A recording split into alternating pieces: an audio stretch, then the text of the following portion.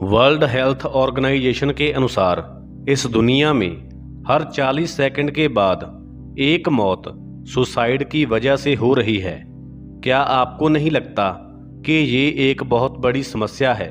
इस वीडियो के द्वारा मेरा उद्देश्य किसी को सही या गलत ठहराना नहीं है।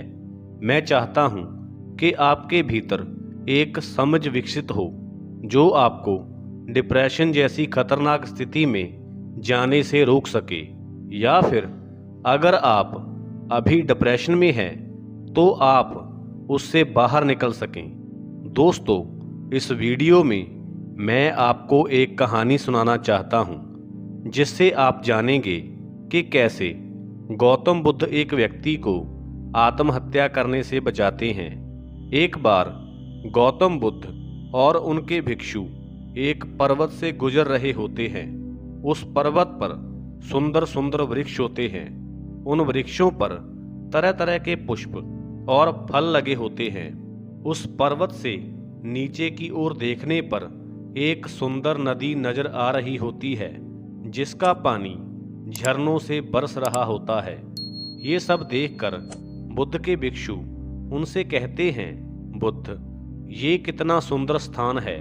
इसे देखकर हमारे भीतर की प्रसन्नता बाहर आने से रोके नहीं रुक रही है। कितनी शांति है यहाँ पर।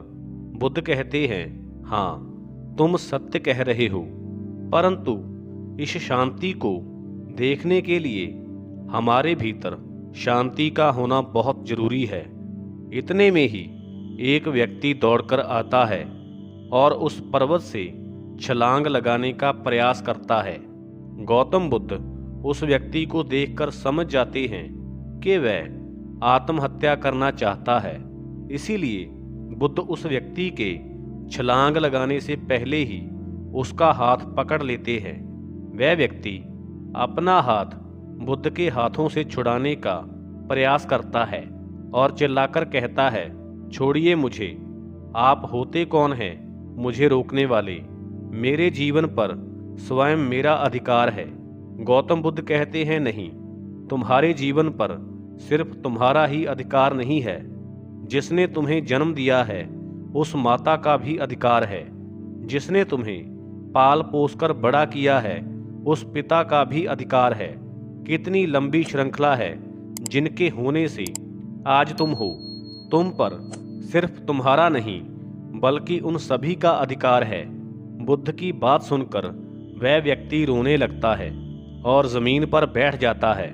बुद्ध कहते हैं, क्षणिक आवेग था मन का, क्या अब कुछ शांत हुआ? वह व्यक्ति बुद्ध से कहता है, क्षणिक नहीं है, मैंने अपने जीवन में सब कुछ पाया। सुख, धन, ऐश्वर्य, काम वासनाओं की तुष्टि, पर वो सब कुछ क्षणिक था। जब भी अपने अंदर देखा तो गहन अंधकार पाया, बहुत गहरी पीड़ा पाई और जीवन को जीने का कोई अर्थ ही ना रहा। बुद्ध कहते हैं, हमारे भीतर की इच्छा जब तड़पती है तो हमें लगता है कि जब वो इच्छा पूरी हो जाएगी तो हम तृप्त हो जाएंगे, लेकिन जब वो इच्छा पूरी होती है तो हमारा मन फिर से सूनेपन से भर जाता है। जानते हो क्यों? क्योंकि जब इच्छा कामना थी तब वह एक स्वप्न था। जब इच्छा पूरी हुई तो हमारा अंतर्मन समझ गया कि ये भी स्वप्न ही है। एक क्षण ना पकड़ सका और हाथ से निकल गया। वह व्यक्ति पूछता है कि क्या इस जीवन में कुछ भी अनश्वर नहीं है? गौतम बुद्ध कहते हैं, है, परंतु वह बाहर नहीं है बल्कि हमारे भीतर है। बाहर का सुख तो बहुत भोग लिया, अब अपने भीतर के आनंद को खोजने का प्रयास करो। जीवन से घबराकर उसे नकारने से कुछ नहीं होगा। अपने जीवन की यात्रा अंदर की दिशा में मोड़नी होगी। वह व्यक्ति बुद्ध से पूछता है, आप कौन हैं और ये सब आपको कैसे पता? बुद्ध कहते हैं, मैं कौन हूँ ये तो तुम तभी जान पाओगे जब तुम ठीक से मेरी तरफ देखोगे।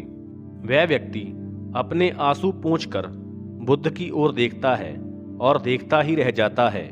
वह बुद्ध के तेज को देखकर कहता है, मैंने आपसे सुंदर व्यक्ति आज तक नहीं देखा। बुद्ध ने उस व्यक्ति से कहा, इतनी देर से मैं तुम्हारे पास ही खड़ा था, परंतु तुम मुझे देख ना सके, क्योंकि तुम्हारी आंखें हर तरफ अंधकार ही देखना चाहती थी। मनुष्य अपने मन में जैसी वो चाहे वैसी ही दुनिया बना सकता है। वह व्यक्ति कहता है, मैं बहुत दुखी हूँ अपने अंतर्मन की वजह से। एक धनी परिवार में मेरा जन्म हुआ। जीवन में किसी बात की कोई कमी नहीं थी।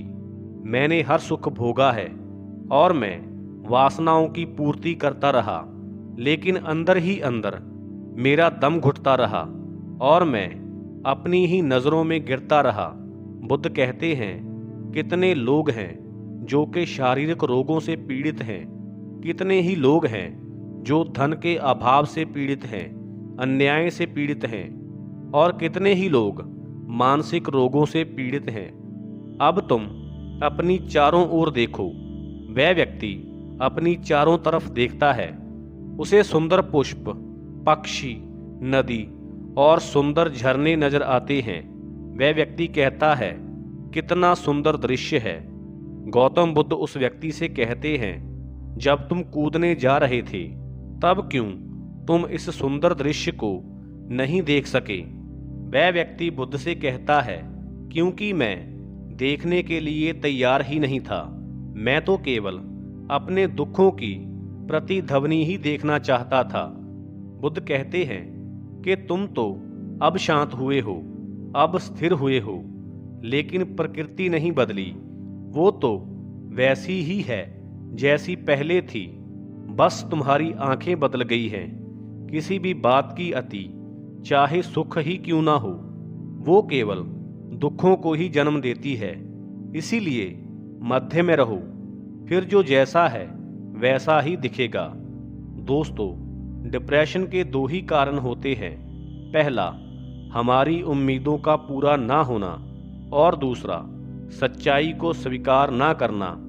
जब हमें वो नहीं मिलता जो हम पाना चाहते हैं तो हम डिप्रेस्ड हो जाते हैं। जब हमसे ऐसा कोई दूर हो जाता है जिसे हम बहुत प्यार करते थे, तो हम अपने जीवन को दुखों से भर लेते हैं, जबकि हम सब जानते हैं कि ये प्रकृति का नियम है कि आज जो भी हमारे साथ है कल हमारे साथ नहीं होगा, या फिर हो सकता है कि कल हम ही उसके साथ ना हो। मगर सब कुछ जानते हुए भी हम अपने जीवन का केंद्र दुखों को बना लेते हैं और पूरा जीवन ही उसके चारों ओर घूमते रहते हैं। अंत में यही कहना चाहूँगा कि हमारा जीवन बहुत सुंदर है। अगर ये तुम्हें मिल ही गया है तो इसकी सुंदरता को देखे बगैर यहाँ से जाना हमारी सबसे बड़ी बेवकूफ़ी होगी। धन्यवाद।